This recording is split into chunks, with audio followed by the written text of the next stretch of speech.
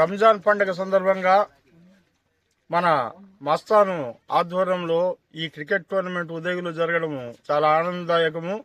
ప్రధానంగా ఈ క్రీడలు దేనికోసం అంటే యువకులుగా ఉన్నటువంటి వాళ్ళ మధ్య స్నేహభావం పెంపొందించడానికి, తర్వాత టీమ్ స్పిరిట్ పెరగడానికి ఈ క్రీడలు అనేటువంటిది చాలా అవసరము. అందరూ కుల మతాలకు అతీతంగా, కులాలు లేకుండా, మతాలు లేకుండా అందరు కలిసిమెలిసి ఆడడం వల్ల వాళ్ళ మధ్యలో స్నేహభావము పెంపొందిస్తుంది. తర్వాత వాళ్ళు కలిసిమెలిసి భావి జీవితం బ్రతకడానికి కూడా అవకాశం ఉంటుంది.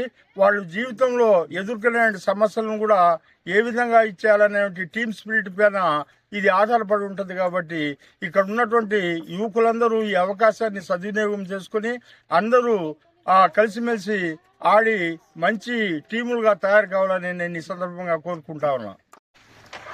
రంజాన్ పండుగ శుభవేళ ఈ టోర్నమెంట్ నిర్వహించినటువంటి నిర్వాహకులకు ముందుగా నా అభినందనలు. కారణమేమనగా మన ఉదయగిరి ప్రాంతంలో ఈ టోర్నమెంట్స్ నిర్వహించడం అనేది యువకుల మధ్య స్నేహపూర్వకమైనటువంటి వాతావరణాన్ని కల్పించడం, మత సామరస్యానికి ప్రతీకగా వివిధ గ్రామాల నుంచి కూడా ఆహ్వానించి ఉన్నారు.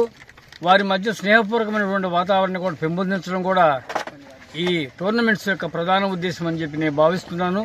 కాబట్టి టోర్నమెంట్స్ నిర్వహించేటువంటి నిర్వాహకులు కానీ ఆడేటువంటి యువకులు కూడా మధ్య స్నేహపూర్వకమైనటువంటి వాతావరణంతో మంచి స్నేహంగా, ఎలాంటి వలపక్షాలు లేకుండా, భేషజాలు లేకుండా అందరూ స్నేహపూర్వకంగా ఈ టోర్నమెంట్స్ని విజయవంతం చేస్తారని చెప్పి ఆశిస్తున్నాను.